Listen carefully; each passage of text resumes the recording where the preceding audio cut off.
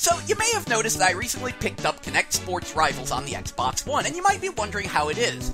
What with it being the sports minigame collection for the new Kinect on the Xbox One, and thus should be a great showpiece of what it's capable of. And you probably don't want to sit through the, 5-6 videos of me futzing around with it, so I'll just summarize it now as it's pretty much crap. In fact, in many ways, it's worse than the original Kinect Sports, not even kidding. The best part of the game is when it scans you in and makes an avatar based on you, and because they didn't want to have a Wii Fit scenario, remember when Wii Fit came out and everyone was complaining because Wii Fit called them fat? Well, imagine if the Kinect scanned you in and said you were the wrong gender. Could you imagine how pissed off people would be?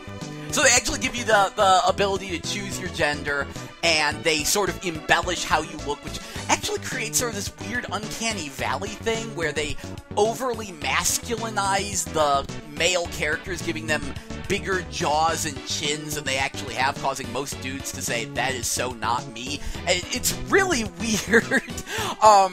But yeah, Rule 63ing yourself is basically the best part of the game, and everyone looks better Rule 63ing themselves. Seriously, I actually found a picture of a lady who scanned herself in and made herself a man, and she looks much more normal than any of the guys that scan themselves in and make themselves male, because when it over-masculinizes her, since she's a woman, it winds up making her look like a normal man instead of some super...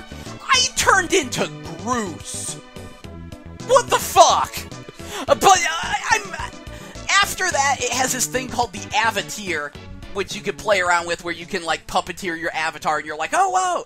Look at that super tight one-to-one motion, it's so super accurate, which I think is, tricking a lot of people into thinking that the problem is with the software and not with the Kinect, but I found that if you actually have a goal in mind when you're avateering yourself, the whole thing falls apart. Like, if you try to strike a specific pose or do a dance, you'll notice the inaccuracies, you'll notice when it, doesn't detect certain parts of your body. Like, it doesn't actually track your, wrist rotation very well, and it's not really tracking your hip movement. It's sort of guessing your hip movement based on the movement of a lot of the rest of your body, and you realize that it's not actually as accurate as you think it is.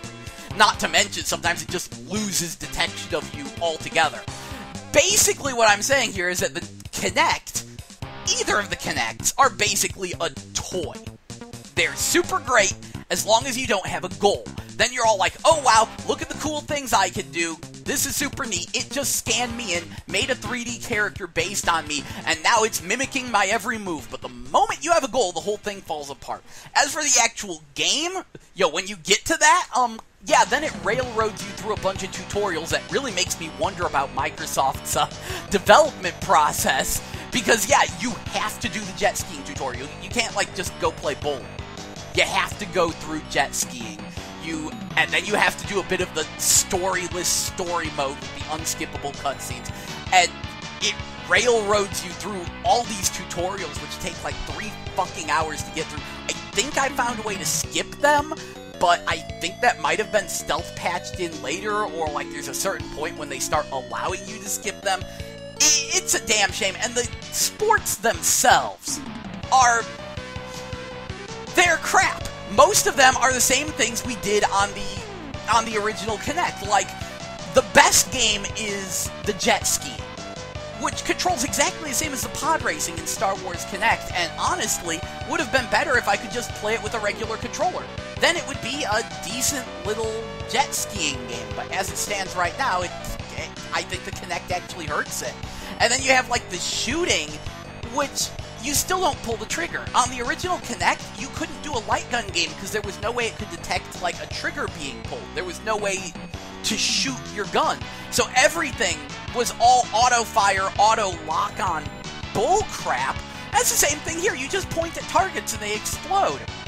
And the soccer game actually wound up being worse than the soccer in the original Kinect Sports, though that is actually the fault of the software. The only game that actually shows off the capabilities of the new Kinect is the rock climbing, because it detects when your hand is open and closed. so you grab onto the different things and pull yourself up. And that's actually pretty okay. But even then, it'll sometimes, like, lose detection of your hand, and you'll, like, open your hand so you'll fall off the rock. It's still a laggy, wonky, inaccurate mess, and apparently other people are having even worse issues than I am getting the detection on this fucking thing to work. And I'm very glad that Kinect Sports Rivals is getting the middling review scores it deserves, but I dislike the fact that so many people, like, there's still people who are like, oh, well, the new Kinect is still super amazing, it's just this is a bad piece of software. Funny story, I was telling a friend of mine about this game, and he started going on this tirade about how when you work for a company, sometimes you don't always make what you want to make, sometimes you wind up making Barbie horse adventures, and you wind up half-assing it, and so on. And I was like, no, you don't understand, this isn't a half-assed game. And then he actually looked at it, and he's like, what the fuck? This isn't half-assed at all, and it's true. They put real effort into this game. It looks nice. It's well presented. One review put it best. Kinect Sports Rivals looks like a fantastic game as long as you don't play it. When you look at those menus, which are actually kind of convoluted menus, but when you look at those menus, you go, oh wow, this is a beefy-ass game. This looks like a lot of fun. I bet I'm going to spend a bunch of hours playing this thing. This is gonna be great. And then you play the games, and they're not really any fun. And you realize that Kinect is still a fucking mess. A lot of people are blaming the software, not the Kinect, but real talk? This should be the showpiece game. This is the sports minigame collection. This is basically first fucking party. This is Rareware. This is who, if I'm not mistaken, were working really closely with the people who were building the damn Kinect. I think they made the Kinect, middleware, didn't they? So, they're the best people to use this, and this is the best they come up with. Worst part, apparently they made 30 different, alpha mini-games. Alright? They made 30 different, alpha version mini-game sports for Kinect Sports Rivals, and they were like, alright people, so find out, they tested them all, and they had people rate which ones they felt were the best, which ones they felt best showed off the technology, and the 6 that they wound up with were the cream of the crop. This crap was the cream of the crop. That's horrifying. So, long story short, the Kinect is still kind of a piece of crap. The lack of any sort of, legit sensors for it to solidly track, the lack of any buttons, the typical Kinect issues still plague it. It does need those things to be a good motion controller, and this is not a good motion controller. Which probably makes a lot of people wonder, why the crap did Microsoft pack the Xbox One with it? I mean, that's the weirdest thing. Kinect Sports Rivals just came out. It's a $60 game sold separately from the Xbox One. This should have been packaged with the system. It should have been pre-installed. And you're selling it separately? That's just bizarre. The Xbox One actually launched with only one Kinect game. And it wasn't Crimson Dragon. They removed basically all the Kinect functionality from Crimson Dragon. The game was The Fighter Within, which I actually think is a better game than this. It's not a good game. It's basically Hungry Hungry Hippos meets Rock, Paper, Scissors. But that was from Ubisoft. Microsoft launched a console packed with the Kinect, and there weren't any games to actually use it, which makes one wonder, why'd you pack it with the Kinect, and how long do I have to wait for you guys to start selling it without the Kinect? Because that is clearly what's jacking up the fucking price on the Xbox One. Why did they do that? Well, I think I found the answer.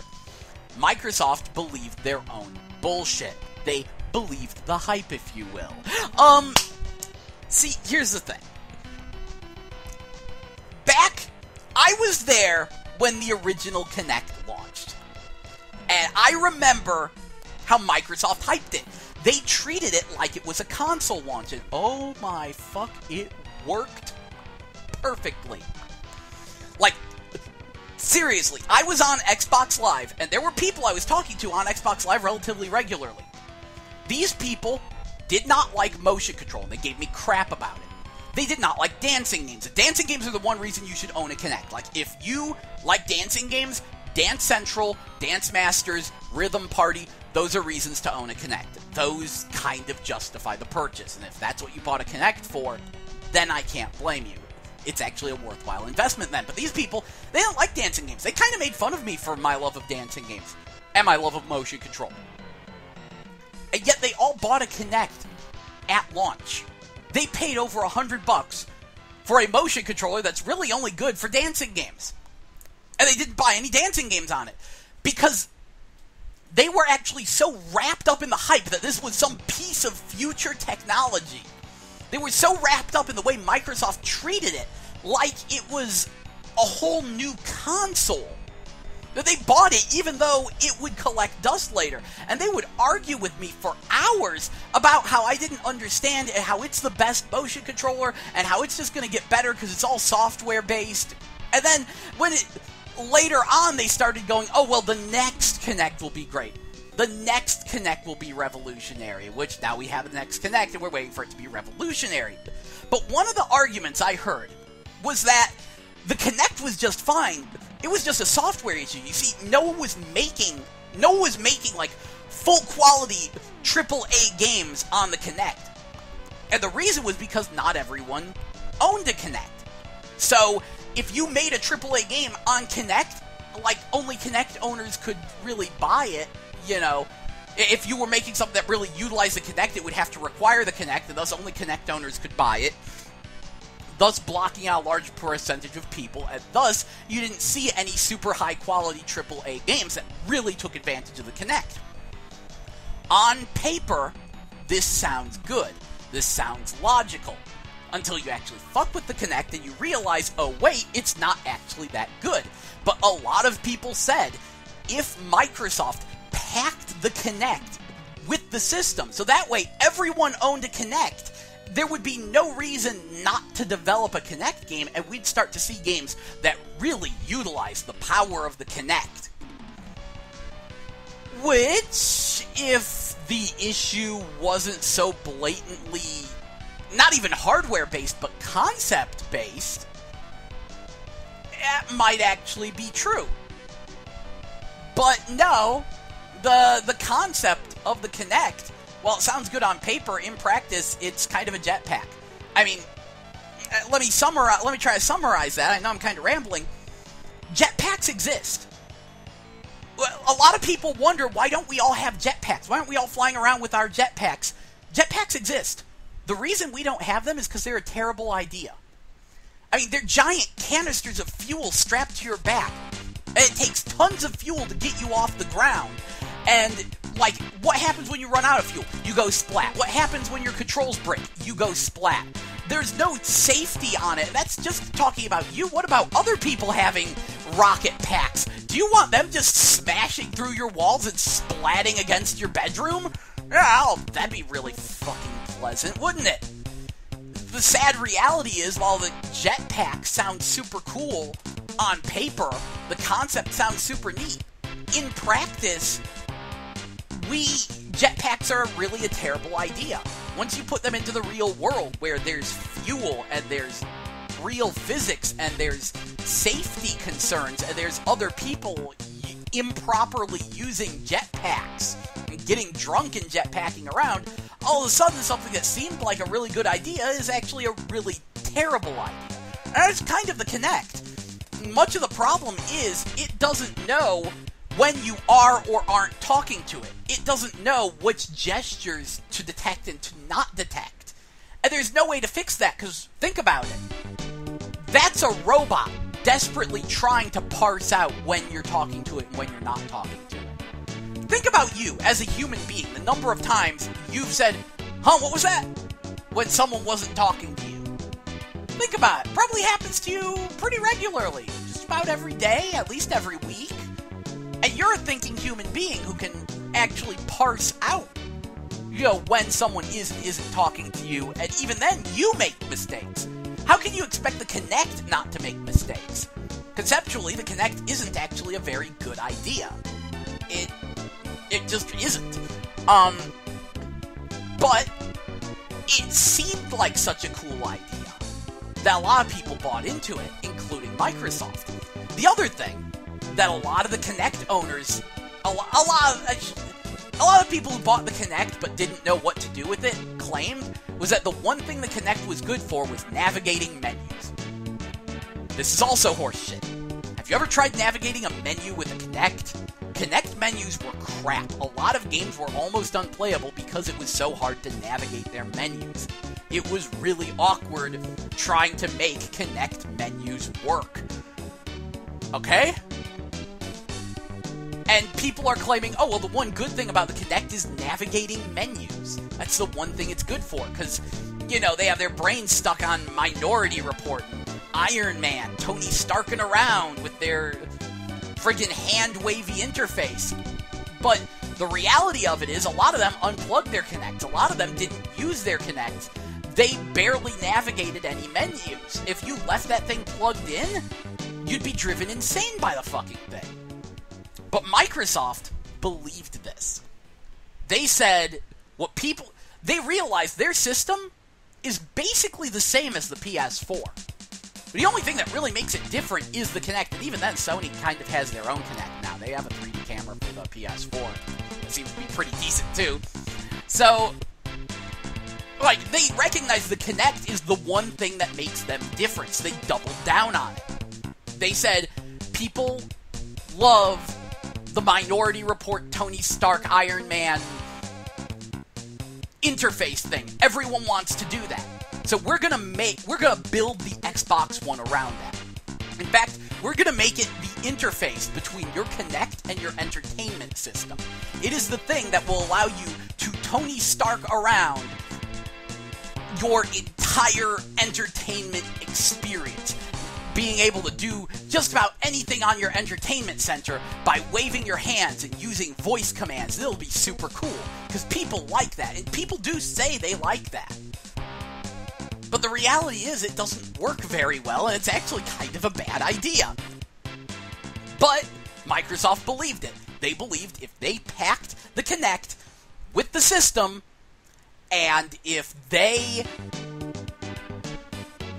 made it all about navigating menus with the Kinect, that would be super cool. The result is that they built the entire interface of the Xbox One around there being a Kinect. Now, a lot of people are probably going to say, well, I turned off my Kinect and I didn't have any problems. Okay, you're probably just popping in games and playing them, though. Have you ever tried, I don't know, joining an Xbox Live party in progress while in the middle of a game? This isn't very hard on the 360. You hit the home button, you select friends, you go down to the friend that has the party open, click on them, choose join party, boom, you join the party. Then you hit the home button to close that. On the Xbox One, I can barely do that with voice commands. Like, I do not know how to make the games full screen again without using voice commands. You have to say Xbox unsnap. Like, the entire interface is so badly thought out, so convoluted, such a fucking mess, that you need the Kinect in order to utilize all of it. There's a bunch of features that I don't think work on a regular controller. Some of the recording features, some of, the party features, a lot of features, most of, as near as I can tell, practically the entire Snap 2 concept, or making that little sidebar pop up, requires a Kinect to really make it work. And on top of that, there are scenarios where sometimes one of your input methods will randomly stop working. One time I was playing Kinect Sports Rivals, you might have seen this, I mentioned that I exited it in a weird way, and when I tried to re-enter it, it brought up a menu that I could not navigate with my voice or hands, which was how I was trying to navigate everything. I had to use a controller, and I could not replicate this. I have no clue how I got this menu to pop up. I've never seen this menu again, no matter how hard I try to make this weird menu appear. It was very bizarre. At the same time, there was a time when I was playing Kinect Sports Rivals, and it stopped letting me use the regular controller. I was at a menu I had used the regular controller on in the past, And the regular controller was on and functioning, and I could exit the game with it, but I couldn't navigate any menus within the game using a regular controller because it randomly decided it wasn't going to let me use the regular controller anymore. There's a lot of situations like this. The system is expecting you to have all the different input methods available to you at all times, with the interface built mostly around being used with the Kinect and with voice commands. And they actually would need to change a lot of things in the interface in order to make it fully functional without the Kinect. Basically, Microsoft can't remove the Kinect from the Xbox One until they completely rewrite the OS, which is basically Windows 8. And that's why the Kinect is still packaged with your system. Now, do I expect them to eventually rewrite the OS, eventually patch it so that way you can use a regular-ass controller? Yes, I do expect that to happen, but I think that'll take at least a year, if not two. They will have to release the new Xbox One experience, basically. And I think that will hurt them in the long run. They fucking deserve it. And it's a bit of a shame, because I really wish more people could play Killer Instinct, because it's probably the best damn American-made fighting game I've ever played. I'm really impressed with it. But yeah, Microsoft shot themselves in the foot with that Kinect. And that's why it's still packaged with the systems, and why it will take them a bit to actually remove it.